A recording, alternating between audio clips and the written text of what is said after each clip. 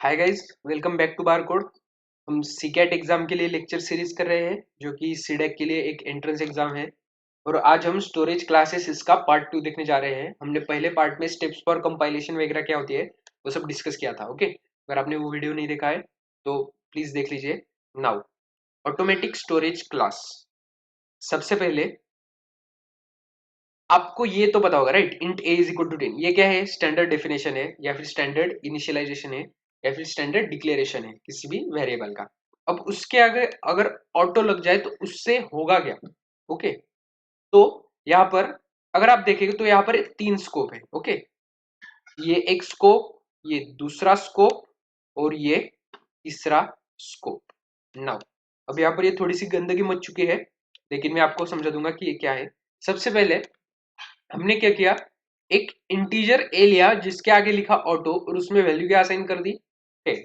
Now, अब ये एक ग्लोबल स्कोप हो गया, उसके अंदर एक स्कोप है। मतलब क्या, आप इसे कुछ ऐसा कह सकते हैं कि हमने एक फंक्शन के अंदर दूसरा फंक्शन लिख दिया हो। ठीक है, मतलब इस फंक्शन के सारे वेरिएबल इसमें भी अप्लाई होंगे, राइट? अब ऐसी चीजों में क्या होता है, जब हम एक बार जब हम एक बार ग्रेटर स्कोप में, मतलब अगर हमने कोई वेरिएबल ग्लोबली डिक्लेयर कर दिया तो हम उसे लोकली वापस डिक्लेयर नहीं कर सकते। हम उसके वैल्यू को चेंज जरूर कर सकते हैं, मतलब ये अलाउड है, लेकिन इसके आगे जो इंट लिखा है ये अलाउड नहीं है। ओके, तो ये कब काम आएगा? लेट से यहाँ पर आपने एक रेडियस ली है और आपको रेडियस का एक और बार काम है उसके एक छोटे सेक्शन में, लेकिन उस रेडियस की वैल्यू जो है वो अलग है, तो आप वहां पर क्या लिख सकते हैं? ऑटो। मतलब क्या? ऑटो, यहाँ का ऑटो मतलब क्या, इस इंट ए की जो वैल्यू है वो ये बाहर वाले ये बाहर वाला ये जितना भी पार्ट है यहाँ पर सब जगह पर अप्लाइड है, और अंदर की तरफ भी अप्लाइड है। कब? अगर अंदर वालों ने इसे इनिशियलाइज नहीं किया होगा तो। ओके, तो यहाँ पर 10 है तो यहाँ पर सब जगह 10 है। तो अगर हम यहाँ पर, मतलब सबसे बाहर वाले इस स्क्वायर में, मतलब वो स्कोप होता है जिसे हम ब्रैकेट भी कहेंगे, आगे मैंने कोड लिखा है वहां पर मैं बता दूंगा। अगर हम यहाँ पर कभी भी एक ही वैल्यू प्रिंट करेगी तो हमें क्या मिलेगी? 10। क्यों? क्योंकि हमने इसे इनिशियलाइज किया है 10 से। लेकिन अगर हमने उसे प्रिंट करने से पहले ही दूसरा स्कोप स्टार्ट कर दिया और उसमें क्या लिखा? Auto int A is equal to 20, मतलब हमने ए को फिर से डिक्लेयर किया है, इस बार वैल्यू 20 के साथ। और उसमें एक और स्कोप है तीसरा, उसमें हमने ए की वैल्यू को 30 के साथ डिक्लेयर किया है। और जब हम इसे प्रिंट करेंगे लास्ट वाले को, तो ये क्या प्रिंट करेगा? 30। अब ये इस स्कोप से बाहर आ गया। ठीक है, मतलब इसने क्या किया? 30 प्रिंट किया। अब इसका स्कोप यहाँ पर खत्म, तो ये बाहर आ गया। तो यहाँ पर क्या होगा? Int A is equal to 20। जब हम ए को प्रिंट करेंगे तो वो उसके स्कोप में दिखेगा। क्या यहाँ पर कोई डिक्लेयर किया है? हाँ किया है। तो ए की वैल्यू क्या है? 20, तो 20 प्रिंट कर देगा। सिमिलर वे, जब इससे भी बाहर आएगा, मतलब इस फंक्शन का भी या फिर इस स्कोप का भी काम जब खत्म हो जाएगा, तो अगर हम ए को फिर से प्रिंट करेंगे तो ये क्या प्रिंट करेगा? सबसे बाहर वाला है जो कि है 10। ऑटो मतलब क्या, हम एक ही वेरिएबल को अलग अलग वैल्यूज के साथ कई बार इनिशियलाइज कर सकते हैं सब स्कोप में। ओके, सब स्कोप इन द क्या? स्कोप के अंदर स्कोप, स्कोप के अंदर scope, nested kind of thing. यहाँ पर मैंने एक कोड लिखा है, ठीक है। सबसे पहले हैश इंक्लूड में, अब अगर आप देखो सबसे पहला स्कोप यहाँ से, एक मिनट मैं कलर बदल लेता हूँ, व्हाइट। सबसे पहला स्कोप जो है वो यहाँ से यहाँ तक है। ओके, ये हो गया पहला स्कोप, ये हो गया दूसरा स्कोप, ये हो गया लास्ट वाला तीसरा। अब यहाँ पर ये स्कोप चालू कहाँ से हो रहा है? ये स्कोप ऑटो से नहीं चालू हो रहा। ओके, ये स्कोप चालू हो रहा है इस ब्रैकेट से, ये वाले ब्रैकेट से। Now, auto int A is equal to 10 है। उसके बाद ये पहला स्कोप हो गया, उसके अंदर हमने एक दूसरे स्कोप को इनिशियलाइज किया और उसे क्या किया? Auto int A is equal to 20, फिर से इनिशियलाइज कर दिया 20 से। उसके अंदर एक और स्कोप को इनिशियलाइज किया, तीसरे स्कोप को, और उसके अंदर फिर से एक बार इनिशियलाइज कर देगा auto int A is equal to 30। Now, अगर हम अब इसे प्रिंट करेंगे तो ये क्या प्रिंट करेगा? सबसे पहले यहाँ का प्रिंट एफ एग्जीक्यूट होगा, तो सबसे पहले क्या प्रिंट हुआ है? 30। ओके, नाउ यहाँ पर इसका स्कोप खत्म हो गया। तो अब दूसरे वाले स्कोप में क्या लिखा है, प्रिंटफ ए। अब ए की वैल्यू इस स्कोप में 20 थी, लेकिन उसके अंदर वाले स्कोप में उसको अपडेट किया गया था 30 पर, लेकिन वहां पर क्या लिखा था, ऑटो। मतलब क्या, वो वैल्यू उसी स्कोप तक सीमित थी। अब हम उस स्कोप के बाहर है तो उस वैल्यू का भी कोई काम नहीं। तो यहाँ पर वो उस स्कोप की जो ए की वैल्यू है उसे चेक करेगा।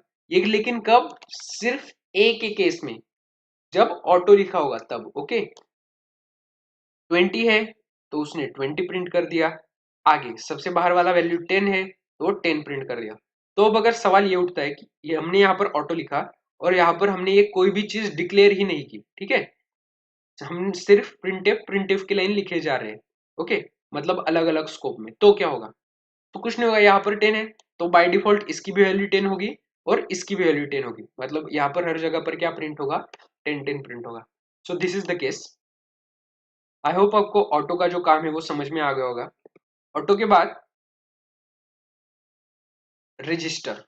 Okay, I guess there is some problem, just give me a moment. Okay, register storage class, any local variable can be preceded with a register keyword and such variable will be stored in CPU register if register is available. register क्या होता है, जिन्होंने भी electronic कर रखा होगा उन्हें पता होगा रजिस्टर क्या होता है। रजिस्टर एक मेमोरी लोकेशन होती है जो कि सीपीयू में होती है, ठीक है। सीपीयू मतलब क्या, माइक्रो कंट्रोलर या फिर वो प्रोसेसर। अब इसका जो स्टोरेज होता है, क्योंकि वो सीपीयू के पास होता है, तो वो क्या होती है, बहुत ही फास्ट मेमोरी होती है। ओके, सो रजिस्टर क्या है, रजिस्टर कोई डिफरेंस क्रिएट नहीं करता। रजिस्टर क्या करता है, सिर्फ जब भी हम उसको रजिस्टर और उसके आगे वेरिएबल को डिक्लेयर करेंगे, int A is equal to 10, char C is equal to A, या फिर float A is equal to 3.1, कोई फर्क नहीं पड़ेगा। वो सिर्फ क्या करेगा, उस वैल्यू को ले जाकर किसी भी रजिस्टर में रख देगा। अब उसका फायदा क्या होगा, क्योंकि रजिस्टर सीपीयू के पास है तो वो जो फंक्शनलिटी है वो काफी फास्ट हो जाएगी। ओके, मतलब इसका हमें कोई इम्पैक्ट देखने को नहीं मिलेगा, लेकिन जो स्पीड है वो बढ़ जाएगी। और हम किसी को भी रजिस्टर बना सकते नहीं, हम सीपीयू से रिक्वेस्ट कर सकते हैं कि भाई इसको रजिस्टर बनाओ। सीपीयू क्या करेगा, सीपीयू देखेगा कि उसके पास रजिस्टर अवेलेबल है या नहीं।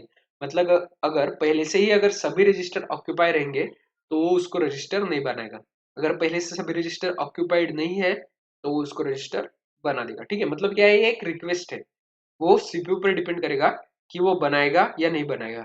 इसकी डिफॉल्ट वैल्यू क्या होती है, गार्बेज। मतलब अगर आप इसे सिर्फ डिक्लेयर करोगे, इनिशियलाइज नहीं करोगे, तो उसमें क्या वैल्यू स्टोर रहेगी, गार्बेज वैल्यू स्टोर रहेगी।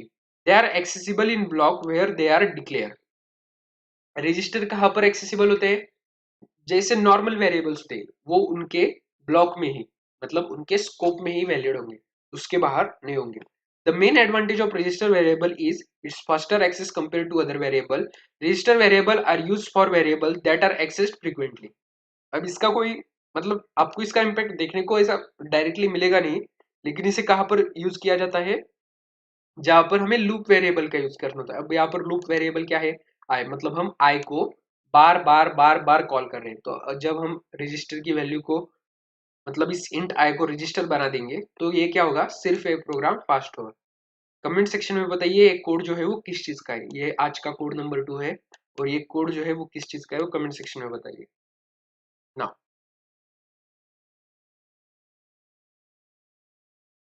उसके बाद आता है एक्सटर्न। एक्सटर्न के लिए मैंने यहाँ पर कुछ कोड लिखे हैं, ठीक है। यहाँ पर सबसे पहले एक हेडर फाइल को इंक्लूड किया, सम्प्रो.h।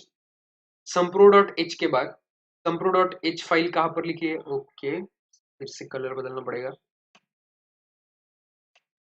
ये रहा सम्प्रो.h।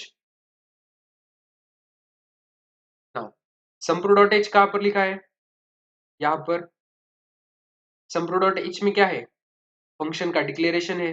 फंक्शन का डिक्लेरेशन मतलब क्या है, ये वॉइड रिटर्न टाइप का है और इसमें जो दो, मतलब उसमें जो दो आएंगे वो दोनों भी आर्ग्यूमेंट इन टाइप के हैं। और इसका डेफिनेशन कहाँ लिखा है फंक्शन का, सम्प्रो.c में। सम्प्रो.c में क्या लिखा है, sum comma pro extern int variable. अब अगर आप ध्यान से देखो तो सम प्रो जो है वो इसमें भी है और सम प्रो जो है वो इसमें भी है। नाउ यहाँ पर सम प्रो इंट ए इंट बी, और यहाँ पर ये कुछ रिटर्न नहीं कर रहा है, देखो वाइट टाइप का इसलिए कुछ रिटर्न नहीं कर रहा। लेकिन sum is equal to a plus b, pro is equal to a cross b, मतलब ए मल्टीप्लाई बी। अब अगर आप देखो तो ये सम क्या था, इसके लिए ग्लोबल वेरिएबल था, तो सम की वैल्यू यहाँ पर स्टोर हो जाएगी जो भी आंसर आएगा। लेकिन अगर आप देखिए ये ग्लोबल वेरिएबल किसका है, इस फाइल का, प्रो भी ग्लोबल वेरिएबल किसका है, इस फाइल का। लेकिन क्योंकि ये वॉइड टाइप है तो हमें इस सब प्रो की वैल्यू ओरिजिनल प्रो फंक्शन में भी डालनी पड़ेगी, राइट, करेक्ट है ना। सम मतलब सम और प्रो मतलब प्रोडक्ट, तो हमें इसकी ओरिजिनल को भी ट्रांसलेट करना पड़ेगा। तो इसके दो वेज होते हैं। सबसे पहला और जो वेल नोन वे है वो है रिटर्न, हम इनकी वैल्यू को क्या कर देंगे, return.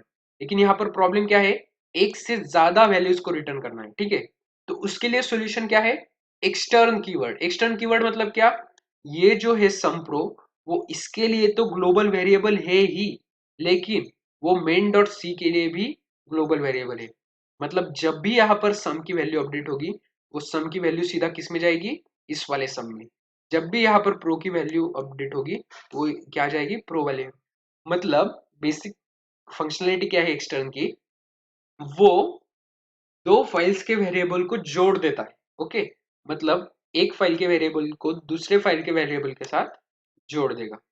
so that is the functionality of external keyword. Now our next topic is static storage classes. Static variable can be declared locally or globally preceded by static keyword.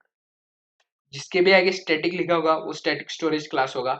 और यहाँ पर ध्यान रखने वाली बात यह है, स्टैटिक जो वेरिएबल होता है वो सिर्फ एक बार डिक्लेयर होता है उसके स्कोप के अंदर। मतलब वो एक बार डिक्लेयर हो गया तो आप उसे घड़ी घड़ी डिक्लेयर नहीं कर सकते, okay. Now static variable can be declared locally or globally specified by the static keyword. In a line, static is same as global variable except their scope is limited. Global का scope क्या होता है, unlimited होता है, वो कहीं पर भी एक्सेस हो सकता है। लेकिन static का जो scope होता है वो लिमिटेड होता है, वो उसके ब्लॉक के अंदर ही एक्सेस होगा।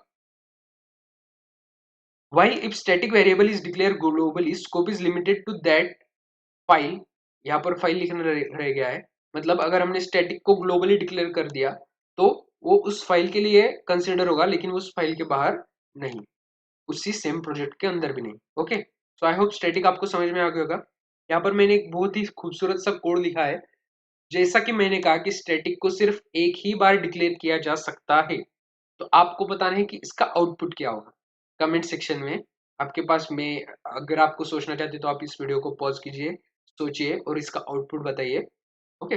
नाउ यहाँ पर अब मैं इसका आंसर बताने जा रहा हूँ, just give me a moment. अब अगर आप देखेंगे तो मेन फंक्शन में क्या लिखा है, मेन फंक्शन में कुछ नहीं लिखा है, सिर्फ 3 बार फंक्शन को, फन नाम के फंक्शन को कॉल किया है। फन का डिफिनेशन कहाँ लिखा है, ऊपर। ये वॉइड टाइप का है, वॉइड इन द सेंस ये कोई भी रिटर्न टाइप नहीं है, मतलब ये कुछ भी रिटर्न नहीं कर रहा और इसमें कोई आर्ग्यूमेंट पास भी नहीं करनी पड़ रही, ओके। अब यहाँ पर लिखा है स्टैटिक इंट। सबसे पहले जब ये एक नंबर वाला फंक्शन कॉल होगा तब ये जो है int A is equal to 1 ये डिक्लेयर हो चुका है, ओके। ये वापस से डिक्लेयर नहीं होगा, ए इज इक्वल टू 1 है।